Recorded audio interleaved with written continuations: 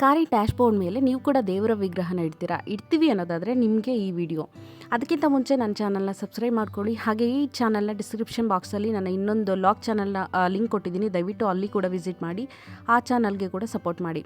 ಹಾಗಾದರೆ ಈ ವಿಡಿಯೋ ಬಗ್ಗೆ ಮಾಹಿತಿ ಕೊಡ್ತೀನಿ ನೋಡಿ. ದೇವರು ನಮಗೆ ಒಳ್ಳೇದು ಮಾಡಲಿ, ಒಳ್ಳೆ ಆಶೀರ್ವಾದ ಮಾಡಲಿ ಅಂತ ನಾವು ದೇವ್ರ ವಿಗ್ರಹನ ಯೂಶ್ವಲಿ ಮನೇಲಿಟ್ಟು ಪೂಜೆ ಮಾಡ್ತೀವಿ. ದೇವರು ಇರೋವಂಥ ಪ್ಲೇಸು, ದೇವರು ಮತ್ತು ಅದರ ಹೆಸರು ಎಲ್ಲೆಲ್ಲಿ ಬರೆದಿರುತ್ತೋ ಅದೆಲ್ಲ ತುಂಬ ಪವಿತ್ರ ಸ್ಥಳ ಅಂತ ಕೂಡ ನಾವು ಅಂದ್ಕೋತೀವಿ. ಇದೇ ಥರ ನಾವು ಕಾರು ಓಡಿಸುವಾಗ, ಬಸ್ಸು ಈ ಥರದ್ದೆಲ್ಲ ವೆಹಿಕಲ್ ಓಡಿಸುವಾಗ ದೇವ್ರ ಅನುಗ್ರಹ ನಮ್ಮ ಮೇಲಿರಲಿ, ಸುರಕ್ಷಿತವಾಗಿ ನಾವು ಹೋಗಿ ಬರೋ ಥರ ಮಾಡಲಿ ಅನ್ನೋ ಏನೋ ಒಂದು ಆ ಸೆಂಟಿಮೆಂಟಿಂದ ನಾವು ಡ್ಯಾಶ್ಬೋರ್ಡ್ ಮೇಲೆ ದೇವರ ವಿಗ್ರಹನ ಆಲ್ಮೋಸ್ಟ್ ಎಲ್ಲರೂ ಇಡ್ತೀವಿ ಅಲ್ವಾ.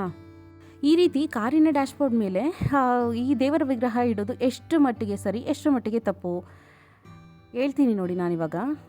ಓಕೆ, ಕಾರಿನ ಡ್ಯಾಶ್ಬೋರ್ಡ್ ಮೇಲೆ ನಾವೇನು ವಿಗ್ರಹನ ಇಡ್ತೀವಿ ಅದೆಲ್ಲ ನಮ್ಮ ನಂಬಿಕೆ, ಜ್ಯೋತಿಷ್ಯಗಳ ಪ್ರಕಾರ ಸೈಂಟಿಫಿಕಲಿ ಕೂಡ ಅದು ಒಳ್ಳೆಯದೇ. ಬಟ್ ನಾವು ಡ್ಯಾಶ್ಬೋರ್ಡ್ ಮೇಲೆ ದೇವರ ವಿಗ್ರಹ ಇಡ್ತೀವಿ ಅನ್ನೋದಾದರೆ ಕಾರಲ್ಲಿ ತುಂಬ ನೀಟಾಗಿ ಕಾರು ಇರಬೇಕು. ಅಂದರೆ ಯಾವುದೇ ರೀತಿಯ ಮಾದಕ ವಸ್ತು, ಅಂದರೆ ಈ ಡ್ರಿಂಕ್ಸ್ ಇರ್ಬೋದು, ಸಿಗರೇಟ್ ಇರ್ಬೋದು, ಈ ಥರದ್ದೆಲ್ಲ ಆ ದೇವರ ವಿಗ್ರಹನ ಸೋಕ್ದಿರೋ ಥರ ಆದಷ್ಟು ನಾವು ನೋಡ್ಕೋಬೇಕು.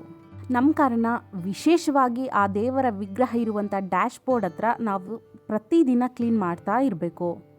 ಹಾಗೆಯೇ ವಾಸ್ತುಶಾಸ್ತ್ರದ ಪ್ರಕಾರ ನಮ್ಮ ಕಾರಿನ ಡ್ಯಾಶ್ಬೋರ್ಡ್ ಮೇಲೆ ನಮ್ಮ ಗಣೇಶನ ವಿಗ್ರಹವನ್ನು ಇಡೋದ್ರಿಂದ, ಗಣಪತಿ ವಿಗ್ರಹ ಇಡೋದ್ರಿಂದ ಅದು ಮಂಗಳಕರನ ಹೌದು, ಉತ್ತಮ ಹೌದು ಅಂತ ಹೇಳಲಾಗುತ್ತೆ. ಹಾಗಾಗಿ ನಾವು ಗಣಪತಿ ವಿಗ್ರಹನಾದರೂ ಇಡ್ಬೋದು. ಹಾಗೆಯೇ ವಾಯುಪುತ್ರ ನಮ್ಮ ಹನುಮಂತನ ಒಂದು ವಿಗ್ರಹವನ್ನು ಕಾರಿನ ಬೋರ್ಡ್ ಮೇಲೆ ಇಡೋದ್ರಿಂದ ಶುಭ ಕೂಡ ಆಗುತ್ತೆ.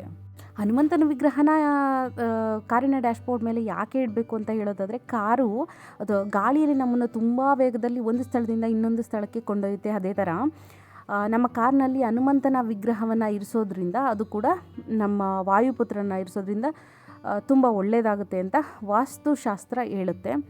ಸೊ ಏನೇ ಇರಲಿ, ನಮ್ಮ ನಂಬಿಕೆ ನಮಗೆ ಯಾವ ಶಾಸ್ತ್ರನಾದರೂ ಹೇಳ್ಬೋದು, ಅದು ಸೈಂಟಿಫಿಕಲಿ ಯಾವುದೂ ಇಲ್ಲ ಅಂತ ಆಗ್ಬೋದು. ಆದರೆ ನಮಗೆ ನಮ್ಮ ರಕ್ಷಣೆಗೆ ದೇವರು ನಮ್ಮ ಎದುರುಗಡೆ ಇಟ್ಕೊಳ್ಳೋದ್ರಿಂದ ನಮಗೆ ಸ್ವಲ್ಪ ಧೈರ್ಯ ಇರುತ್ತೆ, ಏನೋ ಮನಸ್ಸಿಗೆ ಶಾಂತಿ ಸಿಗುತ್ತೆ. ಅದೆಲ್ಲ ನಮಗೆ ಬಿಟ್ಟಿದ್ದು. ಯಾವುದೇ ಥರದ ನಂಬಿಕೆ, ಮೂಢನಂಬಿಕೆ ಇದೆಲ್ಲ ಬಿಟ್ಬಿಡೋಣ.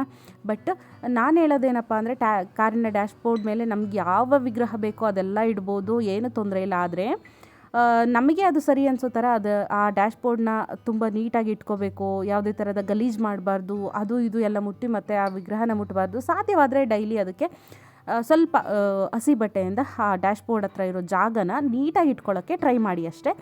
ಇದು ಇವತ್ತಿನ ವಿಡಿಯೋ. ದಯವಿಟ್ಟು ಚಾನಲ್ನ ಸಬ್ಸ್ಕ್ರೈಬ್ ಮಾಡಿ, ಹಾಗೆ ನೋಡಬೇಡಿ.